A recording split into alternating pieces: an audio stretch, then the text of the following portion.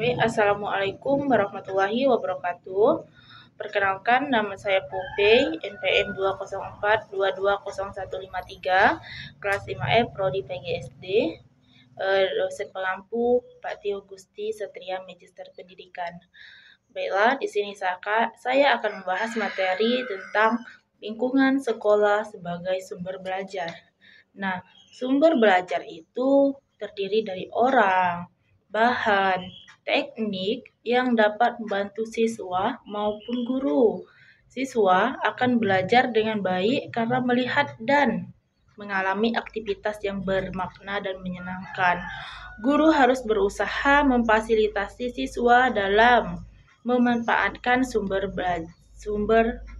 belajar.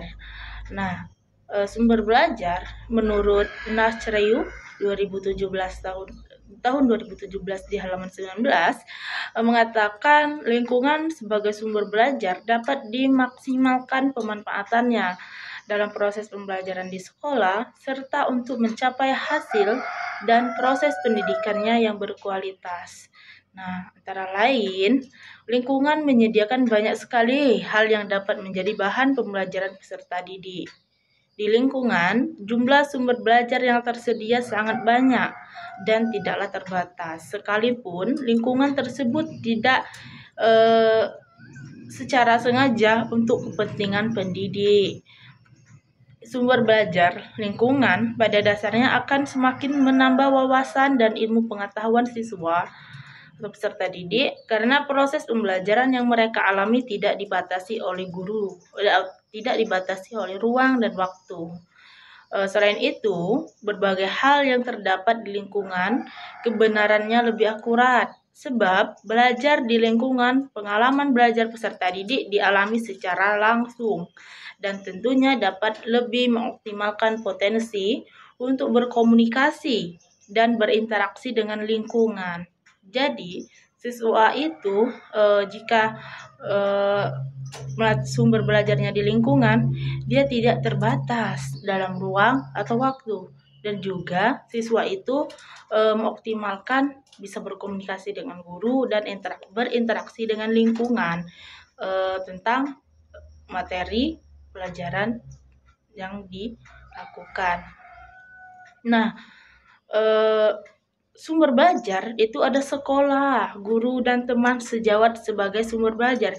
Jadi, sekolah itu ada guru dan teman sejawat itu bisa dijadikan sumber belajar. Karena apa?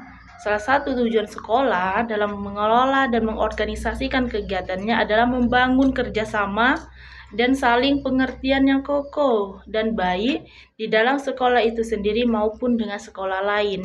Jadi, guru itu bisa belajar atau bisa dijadikan sumber belajar di sekolah lain. Kerjasama merupakan usaha untuk meningkatkan dan memperluas sumber belajar. Jadi sumber belajar dalam lingkungan itu sangat banyak, mulai dari sekolah lain, guru dari sekolah lain, atau teman, itu bisa dijadikan sumber belajar. Nah, kerjasama guru dengan sekolah lain itu merupakan usaha bagaimana guru memerlukan kerjasama utamanya dengan pihak lain, terutama dari lingkungan internal, yaitu teman dan seluruh anggota atau staf sekolah.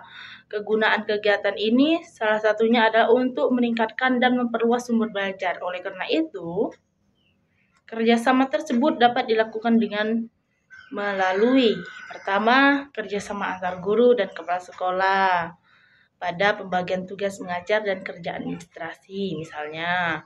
Yang kedua, kerjasama dengan sebuah forum atau mengikuti kegiatan belajar mengajar. Tiga, kerjasama dengan kepala dinas dan komite sekolah di setempat. Itu bisa dijadikan sumber belajar untuk menambah wawasan. Nah, kerjasama guru dari sekolah lain itu dalam beberapa hal seringkali kita tak mampu memecahkan masalah pembelajaran sendiri. Bahkan setelah didiskusikan dengan teman sejawat dalam satu sekolah, sebaiknya kita tidak putus asa dan menyerah begitu saja. Tetapi marilah kita coba untuk bertanya pada teman-teman sejawat yang bertugas di sekolah lain. Dengan demikian, Diharapkan kita mampu memecahkan masalah pembelajaran yang kita hadapi.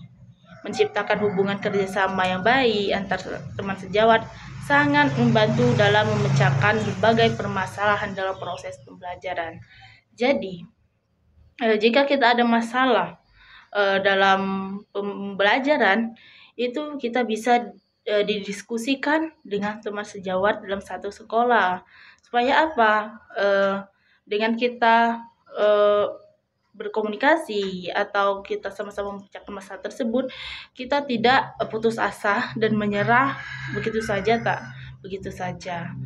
Jadi kerjasama guru di sekolah itu sangat penting dalam memanfaatkan sumber belajar. Nah, ada juga Dajjal itu tahun 2005 di halaman 8 menyatakan bahwa kerjasama antar sekolah merupakan faktor yang sangat penting. Nah, jadi kerjasama itu sangat penting untuk kepentingan berikut. Yang pertama, berdiskusi dan tukar pengalaman. Jadi guru itu harus berdiskusi dan tukar pengalaman untuk mengatasi berbagai kesulitan mengajar. Misalnya tidak mempunyai buku sumber atau alat peraga pelajaran atau media, atau kurang menguasai materi yang harus diajarkan. Jadi, guru itu harus membangun pusat sumber belajar yang saat ini mengembangkan alat pelajaran. Misalnya kita bisa melihat dari buku sumber itu perpustakaan bersama dan laboratorium yang sederhana. Ketiga itu mengadakan kegiatan bersama, misalnya mengadakan kunjungan dan karya wisata, membuat media pembelajaran, atau bisa menyusun skenario pembelajaran. Jadi kerjasama antar sekolah itu bisa dijadikan sumber belajar atau bisa kita memecahkan masalah bersama, menambah wawasan, menambah ilmu bersama. Yeah. Dan juga sekolah dan rekan sejawat guru sebagai sumber. Nah, sekolah dan rekan sejawat itu sejawat guru sebagai sumber. Yang pertama, kerjasama antar guru dan kepala sekolah. Kerjasama antar guru dan kepala sekolah itu bisa membangun pusat sumber belajar. Yang kedua, kerjasama dengan orang tua dan masyarakat. Menciptakan iklim sekolah adalah milik bersama. Jadi, sekolah itu juga harus ada kerjasamanya antar orang tua atau masyarakat yang ada di lingkungan. Itu mengapa? Karena bisa menciptakan iklim sekolah atau menciptakan iklim sekolah adalah milik bersama. Yang tiga, kerjasama dengan komite sekolah. Komite sekolah itu harus bekerja sama karena apa? Sebagai pembina dalam sekolah. Nah, lingkungan sekitar sebagai sumber belajar itu peran guru adalah motivator. Metode di mana guru mengajak siswa keluar kelas untuk melihat peristiwa langsung di lapangan. Jadi itu tujuan lingkungan sumber belajar itu metodenya guru itu harus mengajak siswa keluar kelas untuk melihat peristiwa langsung di lapangan. Jadi siswa itu harus melihat langsung yang ada di lingkungan. Dengan tujuan apa? Mengakrabkan siswa dengan lingkungan dan menarik minat siswa. Jadi mungkin di dalam kelas siswa itu belum tertarik dengan materi, ketika guru mengajak siswa keluar, maka keakraban siswa itu berkomunikasi itu ada dengan guru. Nah, manfaatnya apa? Siswa itu memupuk kreativitas, kemandirian, dan kerjasama. Jika di luar, nanti siswa itu bisa berkreatif atau mandiri, atau bisa kerjasama dalam kelompok.